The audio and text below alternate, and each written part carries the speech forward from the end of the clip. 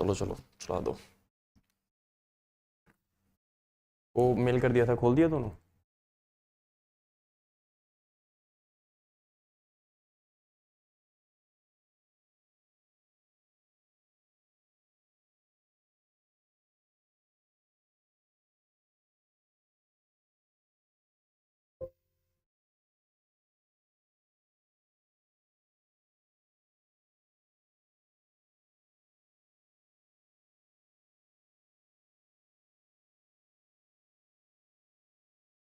Okay, so hello everybody, good afternoon and welcome to the EduphoreIAS, the live Hindu class this analysis. Today, as usual, we'll be starting first of all with yesterday's questions and easy questions that were given to you yesterday. And the first one is the Global Biofuel Alliance. The Global Biofuel Alliance was formed at which of the following summit? Easier one. I hope all of you would have marked it correct. Fine. So the correct is G20 summit, of course, that happened in, of course, New Delhi. Okay. Why it's not working? Okay. Yeah. G20. Next is protecting floodplains is the need of the hour. Need to comment in 10, 150 words for a 10 mark question. And yesterday we discussed this, one of the articles on the opinion page of the Hindu, and that was protecting floodplains is indeed the need of the hour. So there we discussed that how the author discusses everything from the current, from the past floods from Chennai to Mumbai and all, and then of course he discusses solutions as well. And of course at the center of all this is the floodplains that we actually reclaiming for construction purposes, especially as urbanization over the time increasing and all. So especially in the urban sectors. So here again following the same structure of answer writing, that is IBC, intro, body and conclusion. So 10 mark का question है, तो intro जो है आपकी 3 line से ज्यादा ना हो, ठीक है, should be 25 to 30 words, and therefore then body and then conclusion. अगर कोई solution है तो यहाँ पे हम फिर way forward भी दे देते, way forward and then conclusion followed by conclusion, ठीक है. So how you can start your answers? So you can start with what the author wrote, that is humanity is struggling with the shortage of water as well as an excess. What a beautiful line कि shortage of water भी देख रहे हैं हम and other side हम excess of water भी देख रहे हैं, isn't it, in the form of flooding. Therefore now एक you can say World Health Organization की जो को कोट कर सकते हो आप. For example floods are increasing in frequency according to WHO. World floods are increasing in both frequency and intensity, and the frequency and intensity of extreme precipitation is expected to continue to increase due to climate change. ठीक है. इसके अलावा host ये 10 number का question है, तो ये जो अकॉर्डिंग टू WHO है इसको इंट्रोडक्शन में नहीं लिखना, इसको आप बॉडी में यूज कर लेना, ठीक है. जब एक्सप्लेन करोगे बॉडी पार्ट वहां पे आप इसको कोट कर देना. इस चीज का ध्यान रखना है कि हमें इंट्रो 3 लाइन से ऊपर की नहीं लिखनी है. तो first line of the intro would be humanity is struggling with the shortage of water as well as an access. Second line should be like you can give the examples. For example, the 2013 floods in Uttarakhand, then 2014 floods in Kashmir Valley, 15 floods in Chennai and 17 floods in Mumbai, in Gujarat. So to remember a few recent भी दे सकते हो. इसी point को आपने connect करना है recent one से. For example, the recent such scenario that we devastating effects of rain induced floods and landslides in several districts of Himachal Pradesh as well that we experienced. Fine. So all this shows somewhat what कि जो flood management है, that is very very important and that is the need of the hour. ठीक है. That should be this is more than sufficient for the intro part. And apart from this, now we're starting in the body. So body part में you can start as per the Geological Survey of India. हाँ, अगर आप चाहो तो इस data point को भी आप इंट्रोडक्शन में लिख सकते हो एक लाइन में. As per the Geological Survey of India, nearly 12% of the total land area of India is prone to floods. ठीक है, this much only. उसके बाद Indian cities are projected to body. Now you need to write in body. So body में आप according to WHO start कर लो. उसके बाद first point WHO introduction, then after that introductory line in body, then first point for the explanation part. For example, As Indian cities are projected to contribute to 75% of the GDP by 2030, India primarily relies for the disaster management in cities on the Disaster Management Act. इसको भी आप quote कर सकते हो, where there is no exclusively clear cut mention of this flood management and all, but there is an approach called multi-hazard risk management. ठीक है. Apart from that, there is we need a change in strategy. So how the strategy can be changed? So disaster risks across the world are found to be situated within environmental and natural resource governance. So we need to better the natural resource governance. This is the first strategy. There is shift in the strategy of flood control in countries as well. For example, yesterday we seen the countries like Germany, UK, Netherlands, and Germany has shifted from flood protection to flood risk management. So similar kind of approach can be even adopted in India as well. After that, you can in order to substantiate your answer, so the points you should quote the CAG report of 2018. What CAG report 2018 said about the Chennai floods, and it said that somewhat the floodings of 2018 of Chennai attributed to the encroachments in the floodplains of the rivers of Tamil Nadu and the failure to act on them as the prime reason for the Chennai floods. The auditor called the deluge a man-made disaster. Fine. So this is something which needs to be substantiated in your answer. Then occupying floodplains. For example, you give the example of you can quote the example of Uttarakhand. Apart from this, now the last point is how to preserve ecosystem. So for preserving ecosystem, there are many experiences around the world. For example, one of them is Germany that I have already explained. You can quote that. Then climate change adaptation is a cross-sectoral issue. We discussed yesterday, it's a cross-sectoral issue. Then this can also be mentioned as a way forward. And then ultimately you can also mention that you can conclude on the lines that however achieving this requires a strong political will, and this must change if you and this will should be there if you want to save lives and livelihoods and safeguard infrastructure. So just 2-3 lines of conclusion, way forward, 2-3 points of way forward, and then conclusion. This completes your answer. Okay, an ideal structure of your answer. Fine. So that's it from the yesterday's questions based discussion. Let us start with the today's newspaper itself, and then we will see questions based on today's analysis. Okay. So front page, first page. Okay. So here this side politics, this side of course due to elections and all. Fast for Maratha quota ends after CM meets activist. Okay.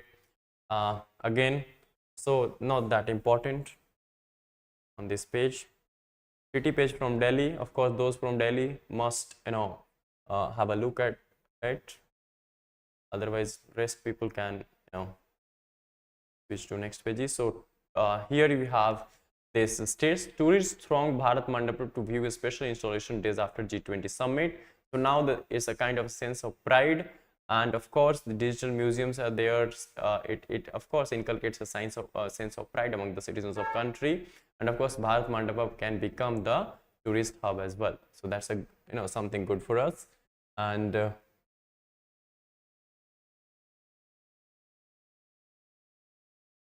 okay, Bagmati River. So Bagmati River in Bihar, 12 जो बच्चे हैं missing है as boat कैप्साइजेस इन Bihar Bagmati river. ठीक है, तो ये आपको थोड़ा आइडिया होना चाहिए. मुजफ्फरनगर डिस्ट्रिक्ट की बात है. Government to explain to supreme court pricing about the pricing of life saving drugs that is essential drugs, कि किस बेसिस पे गवर्नमेंट उनकी प्राइस जो है वो निर्धारित करती है, डिसाइड करती है. ये सब सुप्रीम कोर्ट को सरकार जो है वो बताने वाली है. ठीक है,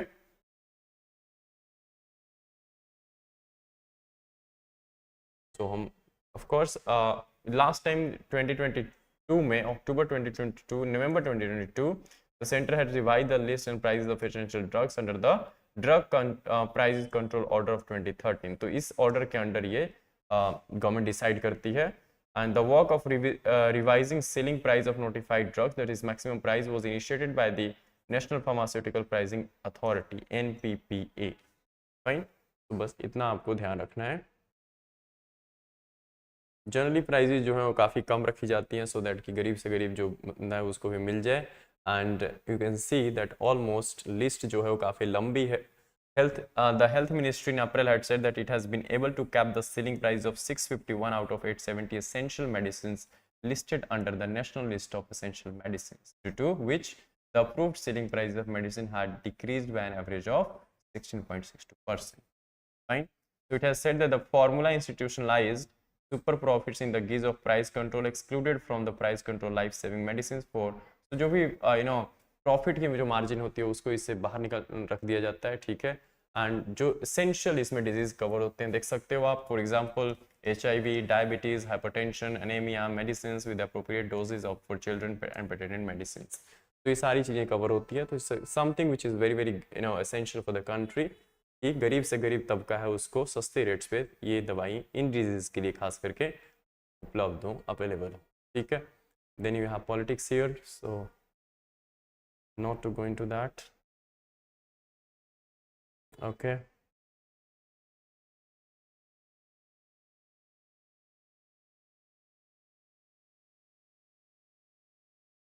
फिर से 17 Tamil Nadu fisherman from 2 districts held by Sri Lankan navy for trespassing. So ये चलता रहता है, कभी गलती से श्रीलंकन वाटर में फिशिंग के लिए चले जाते हैं हमारे फिशरमैन तमिलनाडु के जो हैं, तो श्रीलंकन नेवी जो है उनको अरेस्ट कर लेती है for trespassing and all. Next, again from states and central team of officials to visit Nipah hit areas today. That's a good thing. Apart from this, okay, only thing important from here. Supreme Court won't interfere with Lakshadweep removal of meat from midday meals. ठीक है. So Supreme Court की bench ने ये कहा है कि अगर meet को अगर लक्षद्वीप में अगर रिमूव किया जाता है मिड डे मील से तो it won't interfere. Bench says decision to pull out meat from menu is government policy and there is no arbitrariness in it. क्योंकि गवर्नमेंट पॉलिसी है तो इसमें कोर्ट की इंटरवेंशन की जरूरत नहीं है, इसलिए सुप्रीम कोर्ट ने रिस्ट्रेंट शो की है इस पे. That's a good thing. Okay. ये CWMA वही Kaveri water management authority Karnataka and Tamil Nadu के बीच जो इशू चल रहा है water related, Kaveri water transfer and all. तो ये हर दूसरे दिन बाद न्यूज़ में हमें देखने को मिल जाता है ये. ओके. चलो, so finally let us go to the editorial page and let us see what's important from today's newspaper. So here we have editorial on the editorial page. The first is disentangling the 2030 global renewable energy target. Fine. So जैसे कि हमने global biofuel alliance आपने देखा था, वैसे ही एक global renewable energy के field में जो अभी अभी समिट दिल्ली में हुई थी G20 की, उसमें एक ये कहा गया कि जो अभी रिन्यूएबल एनर्जी कैपेसिटी है वर्ल्ड वाइड उसको हम into 3 times means by thrice हम इसको इंक्रीज करेंगे बाय 2030. सो उसी कॉन्टेक्स्ट में ये आर्टिकल है. जैसा कि पहले भी हम बात कर चुके हैं कि समवॉट आपकी जो COP28 की जो मीट है इस बार वो कहाँ होने वाली है, दुबई में, दैट इज UAE. ठीक है.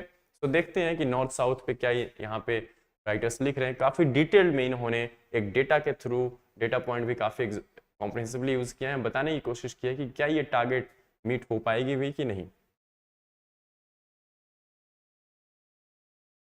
ओके. तो disentangling the 2030 global renewable energy target. Disentangle करते हैं. The presidency of 20th COP of the United Nation framework convention on climate change, UNFC के अम्ब्रेला के अंडर ही COP की मीटिंग्स ऑर्गेनाइज होती हैं, ध्यान रखना. To be held in Dubai UAE from November 30 to December 12. November 30 को हम G20 की प्रेसिडेंसी हमारी खत्म हो जाएगी and Brazil finally officially 1 December से प्रेसिडेंट बन जाएगा. Has called for agreement on global target of tripling renewable energy capacity from current levels by 2030, and this figure appears in the G20 declaration that I mentioned initially. Fine. There is an undoubted win-win appeal to the proposal of this easily understandable global target. बिल्कुल ठीक बात है, climate change, fossil fuel, net zero की बात कर रही है दुनिया. तो नेट जीरो बनने के लिए ग्लोबल फॉसिल फ्यूल डिपेंडेंसी जो है कम करनी है. कम करने के लिए हमें ऑल्टरनेटिव ढूंढनी पड़ेगी और ऑल्टरनेटिव्स हमारे पास क्या है, दैट इज रिन्यूएबल एनर्जी. ठीक है. सो देयरफॉर हमें It seems to be a win-win appeal to the world from the COP28 presidency. However, any serious deconstruction of this target should significantly dampen such enthusiasm. But कहते हैं कि अगर हम इसको deconstruct करें कि 3 गुना बढ़ाने का मतलब क्या है, थोड़ा समझने की कोशिश करें डिटेल्ड में, तो वी से कि डेविल जो है that lies in detail.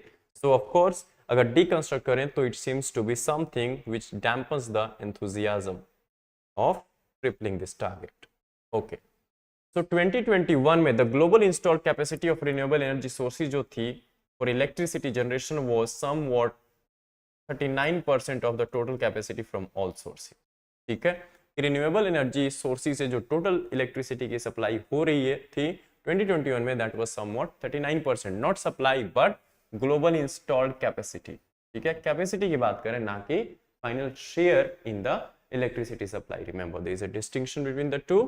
So in total electricity generation, however, the contribution by RES, that is renewable energy sources, was only 28%. Means capacity तो जो है installed है वो 39% of the total capacity from all sources, but real में जो electricity generation में जो share है of renewable energy sources, that is just 28%. इसको हम ट्रिपल करने की बात करें.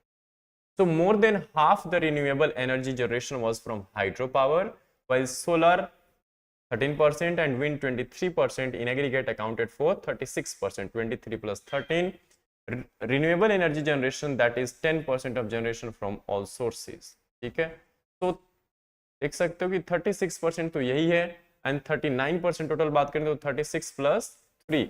तो ऑफ कोर्स इंस्टॉल कैपेसिटी की, बट इन अगर हम इंडिविजुअली देखें तो इसमें कंट्रीब्यूशन क्या है, सोलर एनर्जी की कंट्रीब्यूशन 13% है टोटल रिन्यूएबल में, विंड की 23% है and more than half of the renewable energy generation जो है that is from hydro power. ठीक है, सो ये ध्यान रखना है, हम ये डिवाइड कर रहे हैं किसमें, 28% की ये परसेंटेजेस हैं. ठीक है, ना कि इंडिविजुअली, इस चीज का ध्यान रखना, अदरवाइज ये तो बहुत ज्यादा हो जाएगी, 36 फिर हाफ उधर लगे फिर 10% इधर, तो ये तो क्रॉस बहुत ज्यादा हो जाएगी. बट ऐसा नहीं है, टोटल जो 20% है उसकी फिर हम इतनी परसेंटेज. ठीक है, तो tripling renewable energy capacity by 2030 implies a target of about 9000 gigawatt. अभी क्या है 3026 गीगावाट. तो 3000 की ट्रिपल करोगे तो ऑफ कोर्स 9000. तो इस तरीके से ये बता रहे हैं, which is more than the total installed capacity from all sources in 2021. It means we need to add about 6000 gigawatt of renewable energy capacity in the next 8 years, 2022 to 9 years, 2030, which is a huge task. And most of this capacity is expected to come from two sources only, solar and wind, as the time for construction and operationalization of hydropower is more. क्योंकि hydro power project जब आपको लगाने होते हैं तो इसकी time और operational में काफी टाइम लग जाता है, 10 साल भी लग सकता है. ठीक है, मींस मोस्ट दो ही सोर्सेज हैं जो रिलायबल है इसके लिए, that is solar and wind. Fine. Assuming a capacity utilization factor of 25% for solar and wind combined, more than that is current, this implies the generation of about 13,000 total watt hour of electricity from RES. तो of course इतनी detailing में जाने की जरूरत नहीं है हमें, but इतना ध्यान रखना कि सोलर एंड विंड जो है उससे ही ज़्यादा हमें एक्सट्रैक्ट करनी पड़ेगी, उससे ज़्यादा हमें रिन्यूएबल एनर्जी जनरेट करनी पड़ेगी. बट रीजनली कुछ ग्लोबल कोविड के टाइम से हमें कुछ डिफरेंसेस देखने को भी मिल रहे हैं. If growth in global electricity demand is at the pre Covid 2019 decade average of 2.6%, then the target of tripling renewable energy capacity implies 38% of the total global electricity production from RES. कि अगर हम ये मान के चलें कि global electricity demand जो है वो 2.6% है, which was pre Covid scenario. अगर 2.6% की भी अगर हम ग्लोबल डिमांड ग्रोथ मान के चलें एनुअल बेसिस पे, तब भी हमें कम से कम 38% of the total global electricity production जो है किससे करनी होगी, in order to triple the renewable energy capacity from renewable energy sources. ठीक है, so again it's a huge task, but there are differences, that is regionally differentiated energy needs. Developing countries की needs कुछ और है, developed की कुछ और है. ठीक है, so there is no such thing as global electricity demand but only a global aggregate across countries. Electricity demand across countries is highly differentiated and the rates of growth vary for countries at different stages of development. एक बात है कि जो country जिस level stage of development है उसके हिसाब से उसको नीड होगी. ठीक है, जैसे डेवलपिंग कंट्रीज हैं और developed country. So of course electricity demand is growing far more rapidly in developing countries. Electricity consumption between 2010 and 2019 अगर 9 सालों में बात करें तो China and India grew annually at 6.4% and 6.3%. China में 6.6% की रेट देखी गई, जबकि ग्लोबल इलेक्ट्रिसिटी जो ग्रोथ थी वो 2.6 ही थी, बट रीजनली डिफरेंट है specially with respect to the developing countries. और वैसे ही हमारे को 6.3% की जो है वो कहाँ पे चेंज देखने को मिली ग्रोथ, वो इंडिया में. तो 6.3% की अगर हम इस डेटा के हिसाब से देखें 2010 से 2019 के बीच में, तो इंडिया की ग्लोबल इंडिया की जो रीजन अपनी डोमेस्टिक एनर्जी डिमांड थी वो कितनी थी 6.3% की इसमें ग्रोथ देखने को मिली. ऑफ कोर्स ग्लोबल एवरेज से काफी ज्यादा, और अभी भी हम डेवलपिंग कंट्रीज हैं तो आगे भी ये चीज बढ़ेगी, कम तो नहीं होने वाली. ठीक है, compare to just 0.3% decline in the European Union and a minimal 0.12% growth in the United States. ठीक है, it is evident that any substantial renewable energy addition in the EU and US must come from an accelerated phase out of their fossil fuel use by 2030. कि इनको क्या करना चाहिए कि fossil fuel पे जो डिपेंडेंसी है उसको फेज आउट करो. देयर आर टू टर्म्स जिसको कि नेगोशिएट किया था इंडिया ने, phase down and phase out. Phase out means completely खत्म कर देना, phase down means level stages में उसको कम करेंगे. ठीक है, सो यहाँ पे फेज आउट करने की बात कर रहे हैं कि कंप्लीटली इनको खत्म कर देना चाहिए dependency on fossil fuels, and उसके लिए renewable energy as an alternative इनको सोर्स अपनाना चाहिए, अडॉप्ट करना चाहिए. तो उसके लिए बट दिक्कत ये है, currently only 21% of the electricity in the US and 37% in the EU comes from RES including hydro and biomass. ठीक है, सो 2030 तक मतलब नेक्स्ट 8 ईयर्स में 7-8 ईयर्स में इनको इस टारगेट को एटलीस्ट 100% तक करना होगा. That is near impossible. ठीक है, क्योंकि एकदम से नहीं पॉसिबल है ये. फिर इसमें ये बात करेगा कि अगर यूएस करती है तो इतनी करनी पड़ेगी, उतनी करनी पड़ेगी, काफी डिटेल में है, तो इतनी फिगर की हमें जरूरत नहीं है. एक चीज तो हमें ये समझ आ गई कि क्या करना चाहिए यूएस को. एंड दूसरी सेकंड सिनेरियो है कि with the full phase out of the fossil fuel based capacity the US and EU would account for more than 1/3 of the new capacity, so closer to their fair share of the burden. ठीक है, कि जैसे जिनकी उनकी burden है आज के climate change में सबसे ज्यादा अगर इंपॉर्टेंट रोल है तो ईयू और यूएस की है, because these are developed nations and इन्होंने इंडस्ट्रियली अपनी इंडस्ट्रियल रेवोल्यूशंस के लिए काफी ज्यादा कार्बन एमिट की है. ठीक है, सो उस बर्डन को शेयर करने के लिए जरूरी है कि ये लोग कंप्लीटली फेज आउट करें अपनी डिपेंडेंसी जो है फॉसिल फ्यूल पे and shift towards renewable energy sources. ठीक है, this would also allow developing countries a less onerous transition in the energy sector without the north appropriating even the meager remaining carbon budget with their still considerable fossil fuel capacity. कि जो ये transition होगी developed world में वो कहीं ना कहीं developing countries को भी हेल्प करेंगी in their own green transition. ठीक है, the OPEC origin of the global renewable energy target. तो ये लोग इसी को क्वेश्चन कर रहे हैं कि जो टारगेट है वो अपने आप में ही ओपेक है. ठीक है, नाउ द इशू इज क्योंकि ये जो टारगेट है unfortunately the COP28 conference of parties 28th meeting of conference of parties call for the renewable energy global target comes with a severe lack of transparency as to its origin. So what we know about the target, that this inspiration actually flows from a report of IRENA, that is International Renewable Energy Agency, that calls for total renewable power capacity to more than triple by 2030 compared to 2022 levels to over 11 trillion watt globally, total watt. ठीक है, सो इस तरह से हमें जो आज की सारी एस्टिमेशन है कि 3 गुना हमें बढ़ाना, वो किस पे बेस्ड है, वो IRENA की एक रिपोर्ट है. उसने कहा था 2022 में कि हमें ट्रिपल करनी होगी इस टारगेट को बाय 2030. तो उसी के बेस पे ये सारी बातें चल रही है. Information available on the IRENA website shows that IRENA scenarios underlining the proposed COP28 target is very close to the first highly inequitable scenario that has been sketched here. ठीक है, कि जो प्रपोज टारगेट है COP28 के द्वारा जो वो IRENA के काफी सिंक में है, क्योंकि उसने भी ट्रिपल की बात की थी, यहाँ भी हम ट्रिपल की बात करें तो ऑफ कोर्स टारगेट ज्यादा वेरिएशन नहीं देखने को मिलेगी. ठीक है, IRENA की एनालिसिस है most of the non renewable energy capacity to be added by 2030 is in developing regions. ठीक है, जैसे कुछ पास्ट में देखो तो अभी यूरोपियन यूनियन भी है फॉसिल फ्यूल पे डिपेंडेंसी कम करने के बजाय थोड़े टाइम पहले thermal power plants and all, जब रशिया ने गैस सप्लाई बंद कर दी, ठीक है, या दिक्कत हुई, उसमें कमी हुई, तो दोबारा से रीएक्टिवेट करने स्टार्ट कर दिए। तो ऑफ कोर्स डेवलपिंग कंट्री में खास करके जैसे इंडिया की हम बात करें तो ऐसा नहीं हो सकता कि 2030 तक हम फॉसिल फ्यूल को बिल्कुल ही फेज आउट कर दें, because we are developing countries and funds चाहिए, उसके लिए बड़ी सारी चीजें चाहिए, ग्रीन टेक्नोलॉजी चाहिए, and we are not in that position currently to phase out. इसीलिए हमने नेगोशिएट किया था ग्लासगो COP26 में समवॉट, एंड वहां पे हमने फेज डाउन को करवाया था फ्रेज दिस वर्डिंग्स, ना कि फेज आउट, ठीक है। फेज डाउन मींस हम स्टेजेस में कम करेंगे उसको, धीरे धीरे फॉसिल फ्यूल को कम करेंगे, रिन्यूएबल एनर्जी को बढ़ाएंगे, एंड फेज आउट मींस कि कंप्लीटली आप खत्म करने वाले हो अपनी dependency on fossil fuel. So by 2030 80% of the power generation capacity in sub Saharan Africa is to be from renewable energy sources and mostly solar energy, solar power, as compared to only 70% for the EU. So Africa, सब Saharan Africa में specially वहां पे हमारे को 80% तक power generation दिखने वाली है from renewable energy sources as compare to EU that is 70%। By 2030 की बात कर रहे हैं, this is a projection. So the EU and sub Saharan Africa are projected to add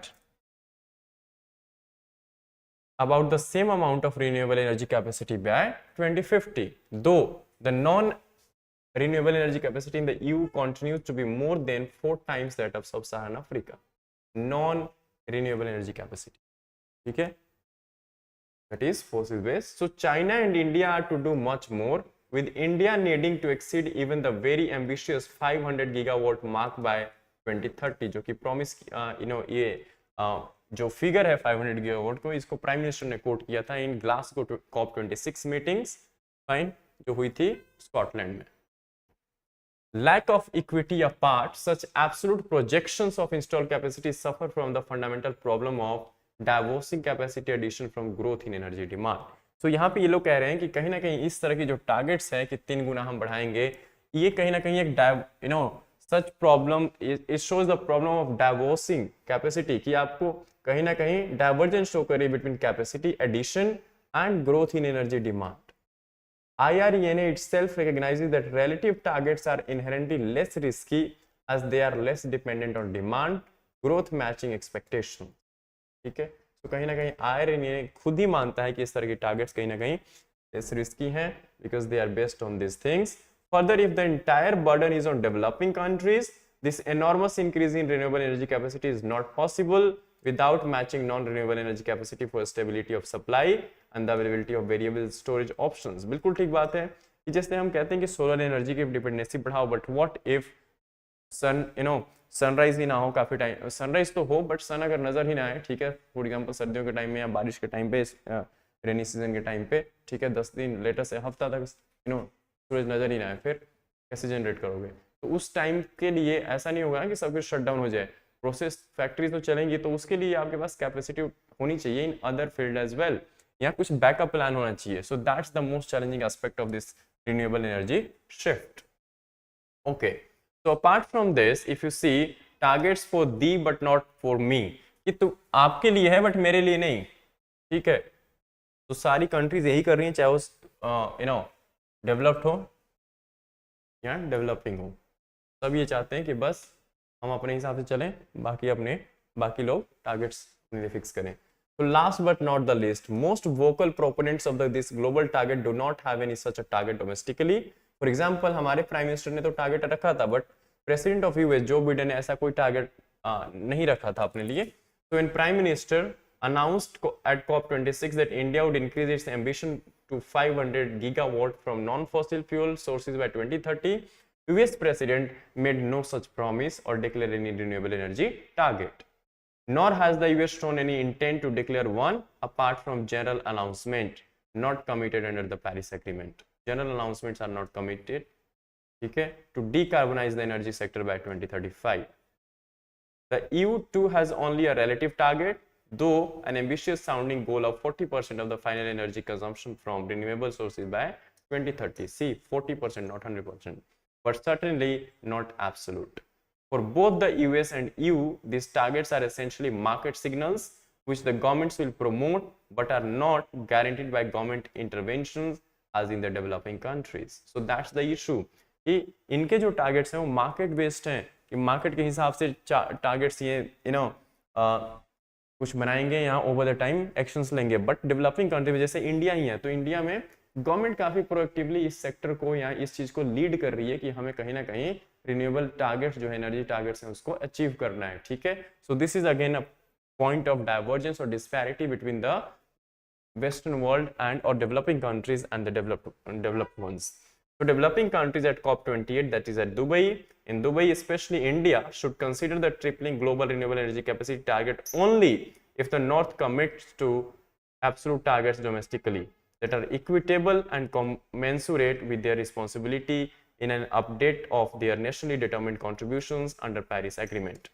So nationally determined contribution क्या है कि UNFCCC जो है जिसके अम्ब्रेला के अंडर कॉप की मीटिंग्स होती हैं, उसको एक आपको नेशनली डिटर्मिन्ड कॉन्ट्रीब्यूशंस की हम नेक्स्ट 5 ईयर्स में 10 ईयर्स डाउन द लाइन क्या टारगेट्स हैं, क्या हम करने वाले हैं, वो नेशनल एनडीसी के फॉर्म में आपको क्या करना पड़ता है, सबमिट कराना पड़ता है to the secretariat of UNFCCC, ठीक है। जो ये सब बातें कहाँ की गई थी, under COP21 Paris climate agreement in Paris of course December 2015। So उसके अंडर, उस एग्रीमेंट के अंडर आपको ये करना पड़ता है।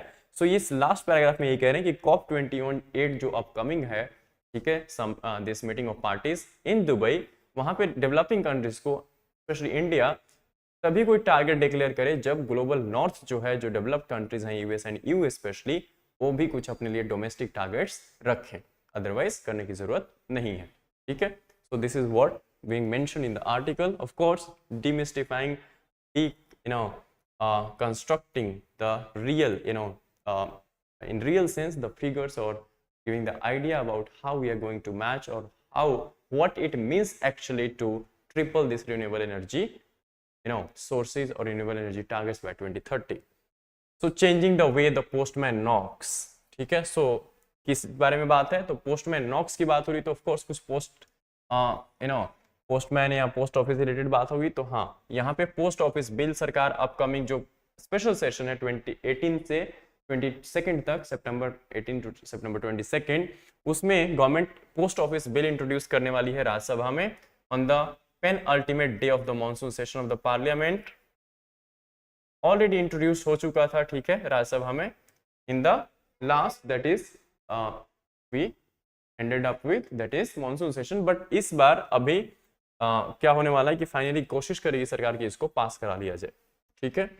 एंड सीईसी की भी बिल है, that is chief election commission, हमने कल डिस्कस भी किया था थोड़ा बहुत कि सरकार ने थोड़े बहुत अपने एजेंडा बताए हैं कि हम क्या करने वाले हैं इस सेशन में, ठीक है। जैसे कि अपोजिशन वाले कह रहे थे कि सरकार कुछ बताती ही नहीं, ठीक है, तो बता दिया सरकार ने।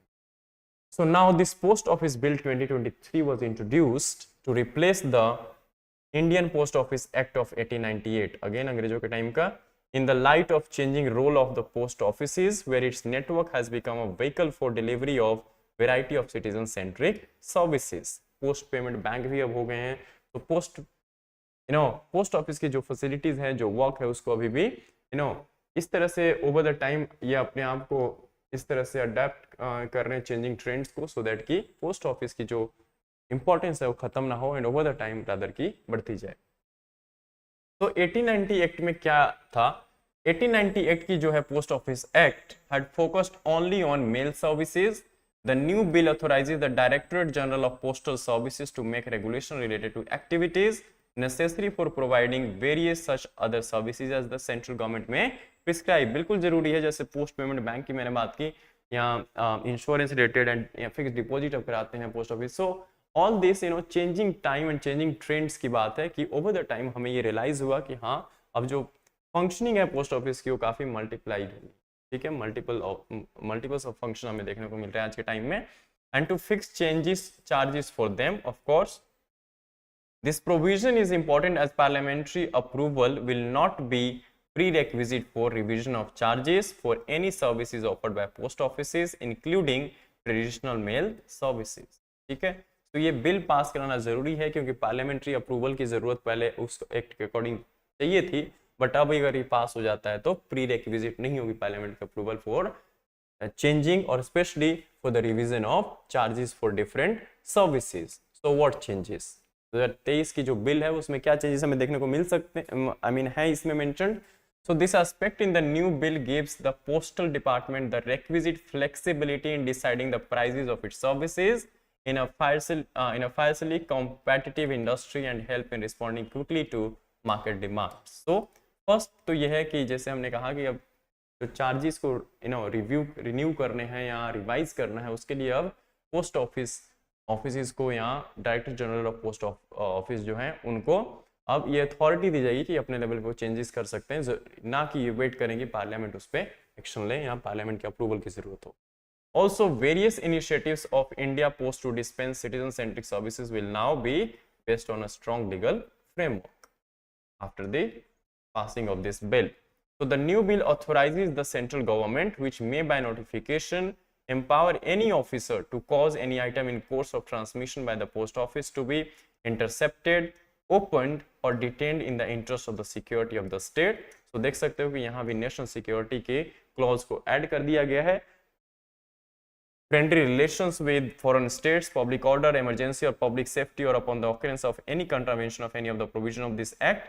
So in cases में जहाँ पे भी हमें कोई डाउट लगता है, कोई suspicious kind of activities involved हो, वहाँ पे any officer of the central government, ठीक है, ऑथराइज किया जाएगा कि कोई भी सेंट्रल गवर्नमेंट ऑथराइज करेगी कि कोई ऑफिसर इसके द्वारा अपॉइंटेड होगा, that officer can actually cause any item in course of transmission, ठीक है, जब शिपमेंट में ही हो, जब बीच में रास्ते में ही हो, तभी कि उसको इंटरसेप्ट किया जा सकता है, ओपन किया जा सकता है, डिटेन भी किया जा सकता है अगर it endangers the security of the country और the interest of the security of the state और फॉरेन रिलेशंस पे कोई उससे असर पड़ता हो, या पब्लिक ऑर्डर पे, या इमरजेंसी क्रिएट करे, पब्लिक सेफ्टी पे, ठीक है, लॉ ऑर्डर सिचुएशन. तो ऑल ऑफ दिस ये सारी कुछ चेंजेस हमें देखने को मिलेगी.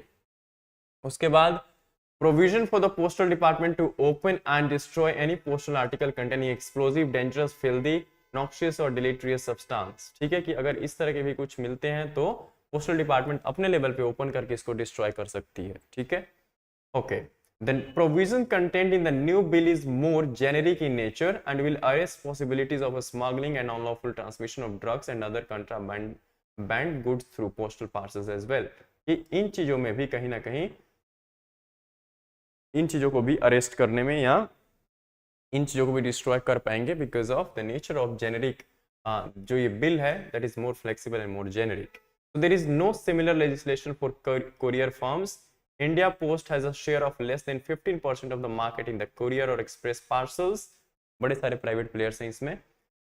So the effectiveness of the provision to intercept, open or detain any item in the course of postal transmission on the grounds of national security and public service has its limitations. बिल्कुल ठीक बात है कि सिर्फ 15% ही share है Indian post की in overall courier and express parcels. तो आप कितना ही इंटरसेप्ट कर लोगे, बाकी 85% का क्या. ठीक है, so a major part of the domestic courier industry is made up of medium and small players. If the bill had any provision for such operators to register with any designated authority, and if the central government had retained the authority to intercept and open parcels in the course of transmission by the couriers, that would have given teeth to the bill to control the movement of contraband goods in parcels. बिल्कुल ठीक बात है कि सरकार को ये provision करने के बजाय ये करना चाहिए था कि जो भी 85% बाकी जो स्मॉल एंड प्राइवेट प्लेयर्स के द्वारा ऑपरेटेड हैं, जो ये ऑपरेट कर रही हैं इस सेक्टर में, स्पेशली पोस्ट इंडियन पोस्ट और ऑल ट्रांसमिशन में. सो ऑफ कोर्स कहीं ना कहीं कोशिश ये करनी चाहिए सरकार को कि ये सारी जो प्लेयर्स हैं, सारे प्राइवेट प्लेयर्स हैं या जो भी हैं स्मॉल एंड लार्ज, वो रजिस्टर कराएं गवर्नमेंट की किसी अथॉरिटी के पास. ठीक है, सो दैट कि सरकार अपने प्रोविजंस जो है वो इम्प्लीमेंट कर पाए, इवन कि इन पे भी एप्लीकेबल हो. ठीक है, सो दैट कि एक better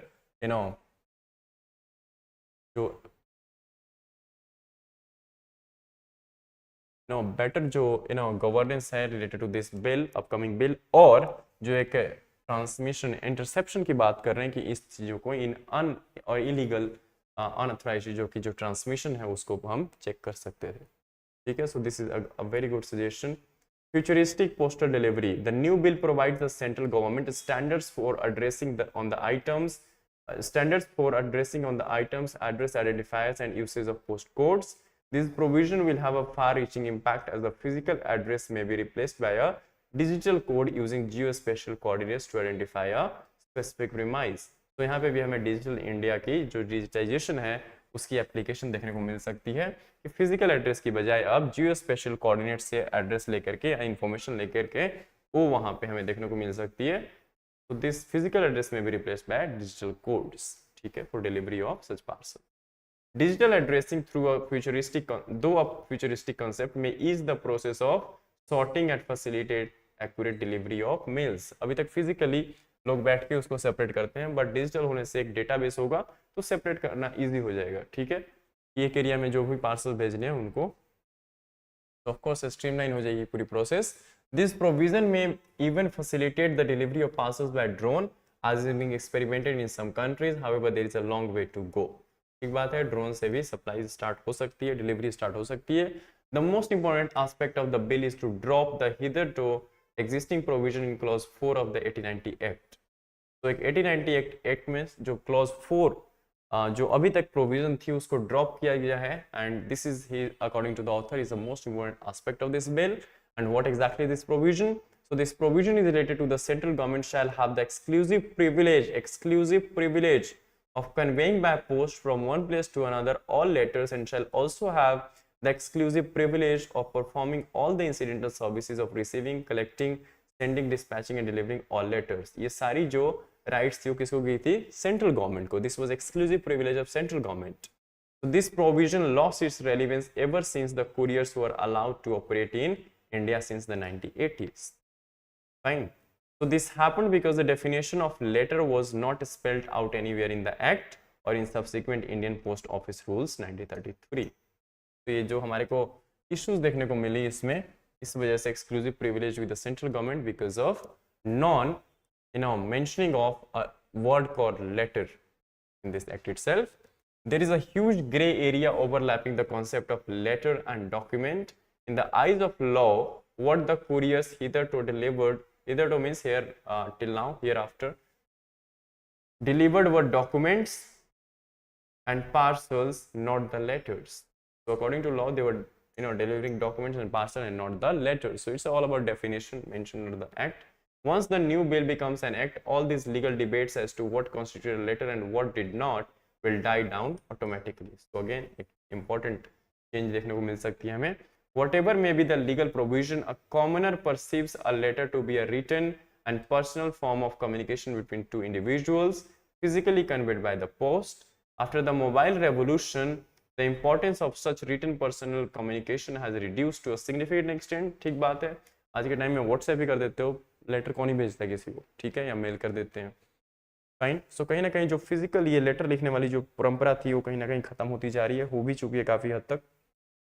As such, doing away with the provision of exclusive privilege by the central government in the new post office bill is a step in the right direction and an acknowledgement of the reality। बिल्कुल ठीक बात है कि central government की जो खुद की privilege थी उसको भी गवर्नमेंट जो है वो खत्म करने वाली है। Central government considering the or acknowledging the changing trends and the reality of today's time, so that's a good thing।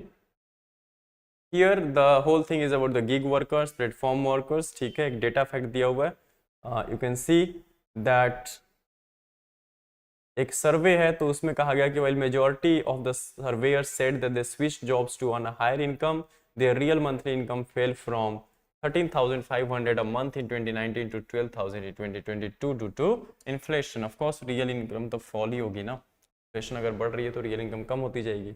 A significant share of them spent a sizable amount buying new phones and vehicles for the job।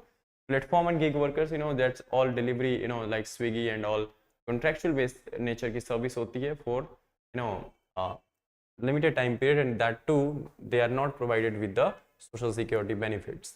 A majority of them agreed that deliveries can be increased if they worked harder, while a similar share also said that this was not in their control due to traffic and restaurant delays।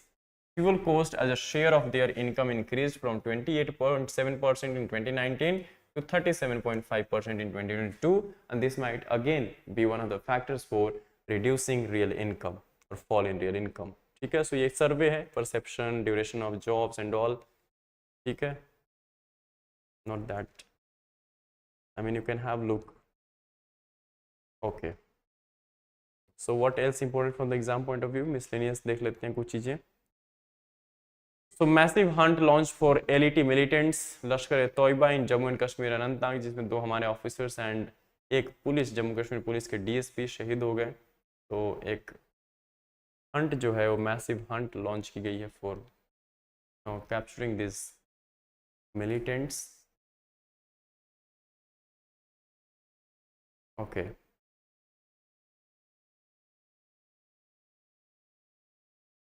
Okay, so home minister ने officials को कहा है कि to use simple and clear Hindi says it united people of country. ठीक है, तो ये हमारे होम मिनिस्टर ने जो हिंदी दिवस 14 सितंबर को हम मनाते हैं, तो उसके उपलक्ष्य में कहा है।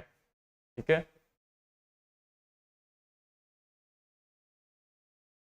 ठीक है, एंड कॉन्स्टिट्यूएंट असेंबली ने यही कहा था, had accepted Hindi as the official language on सितंबर 14 1949, इसलिए हम सितंबर 14 को नेशनल हिंदी डे मनाते हैं। ठीक है, ना कि हिंदी हमारी ऑफिशियल लैंग्वेज है, ना कि नेशनल लैंग्वेज, इस चीज का ध्यान रखना। ठीक है, okay, what else important here?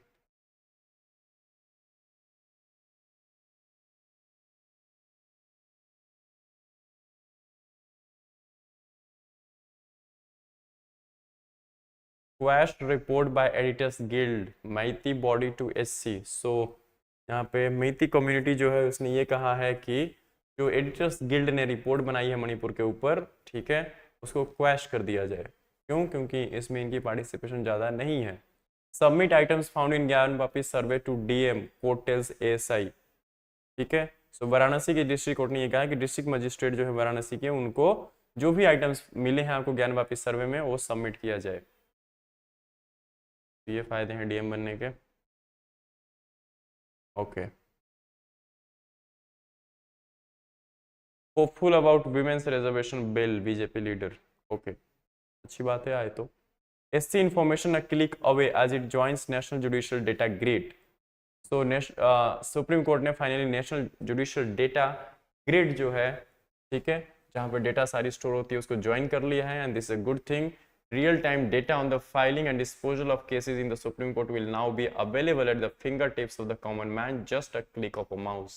ठीक है, तो NJDG portal है क्या? The National Judicial Data Grid in open court।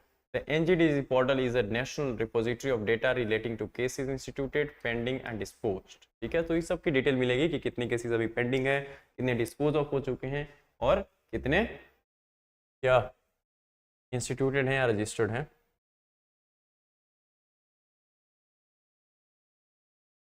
ठीक है, सो फार देख सकते हो सुप्रीम कोर्ट के लेवल पे 64 point this almost 65,000 registered cases, 15,000 almost unregistered cases. तो पेंडेंसी धीरे धीरे कम करने की कोशिश जरूर हो रही है।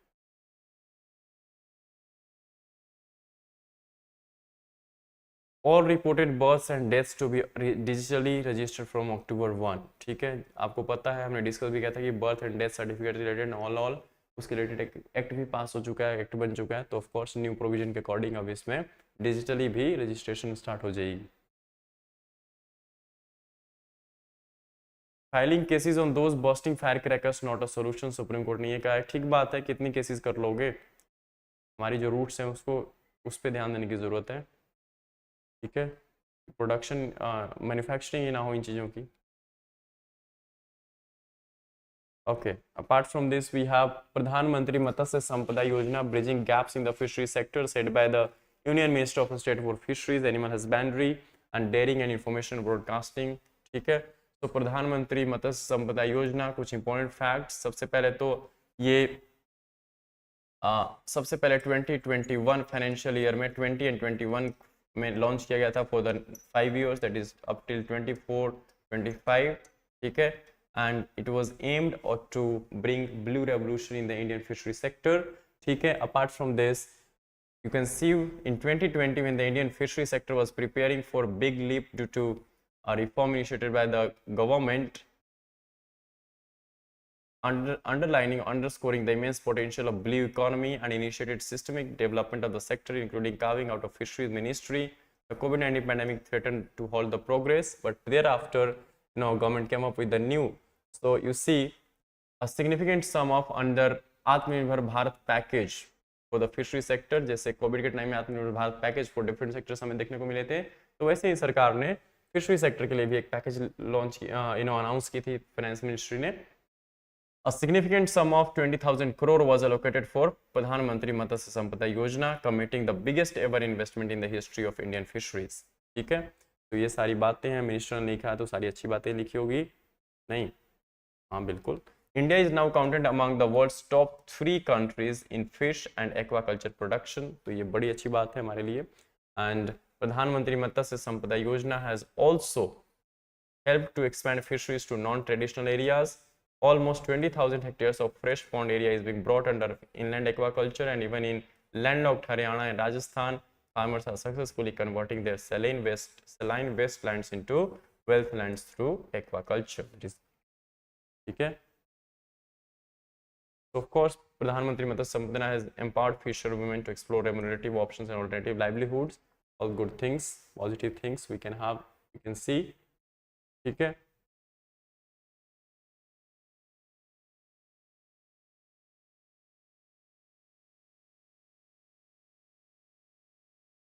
ठीक है. सो ये सब क्रिया किसके अंडर में जा रहा है? तो following the development through the मंत्र ऑफ सबका साथ, सबका विकास, सबका विश्वास एंड सबका प्रयास. ठीक है, ये हमारे प्राइम मिनिस्टर ने बोला भी था. सो बस इतनी चीज़ें हमें पता होना चाहिए. प्रधानमंत्री संपदा मत्स्य संपदा योजना है क्या, कब अनाउंस हुआ था, क्या टारगेट्स हैं. तो wholesale prices continue to fall, that's a good thing. Inflation कम होगी इससे. ठीक है. Apart from this, Odisha unveils special subsidy to attract investment in the steel sector. पता होना चाहिए किस, बस इतना ध्यान रखना कि किस, हमें ऐसा सुन के लगेगा कि सब्सिडी की बात कर रहे हैं तो पीएलआई अंडर स्कीम के अंडर बात करेंगे, सेंट्रल गवर्नमेंट बात की लेवल पे, बट ओडिशा की सरकार ने ऐसा किया, तो हमें पता होना चाहिए, थोड़ा सा आइडिया हो कुछ स्टेट गवर्नमेंट्स भी इस तरह के स्टेप्स ले रही हैं. Okay.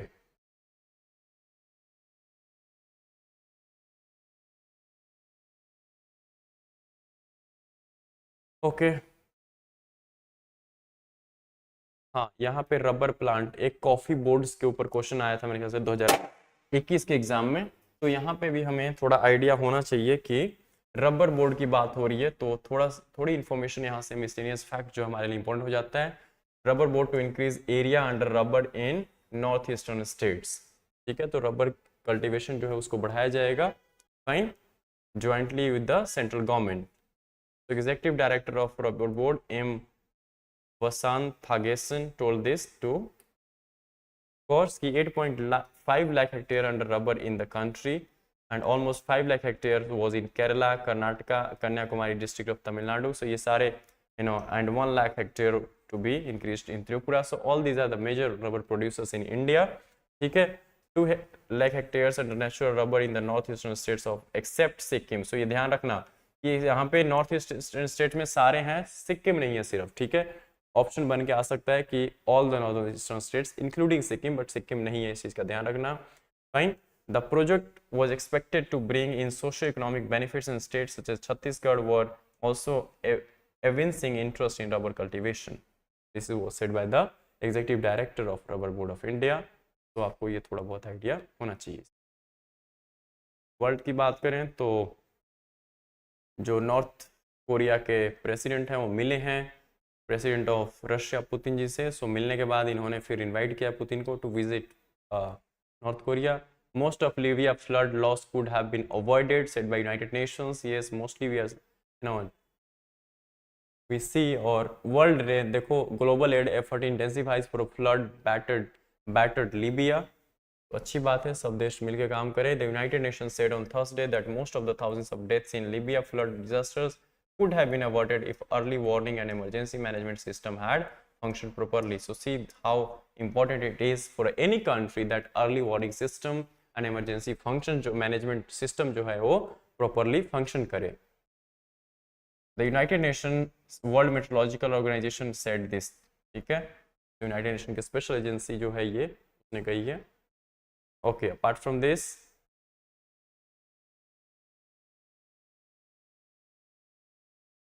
sports, finally land on sports page. आज इंडिया का मैच है शायद, देख लेना. Okay, so here let us have a look at the questions from the today's, based on the today's analysis itself, and then we'll stop. First is, the new Post Office Bill 2023 ensures that various citizen-centric services will have a strong legal framework. You need to comment in for a 10-marker question in 150 words. The second question is, consider the following statement about the Pradhan Mantri Matsya Sampada Yojana. It was launched in the year 2021 and it aims to bring about the blue revolution through sustainable and responsible development of the fisheries sector. In India, you need to choose the incorrect option out of the 4. Fine. So that's it from my side for the day. If you have any query, anything, we put the same in the comment section. Until then, take care, keep revising, and stay tuned for tomorrow's Hindu analysis. Thank you.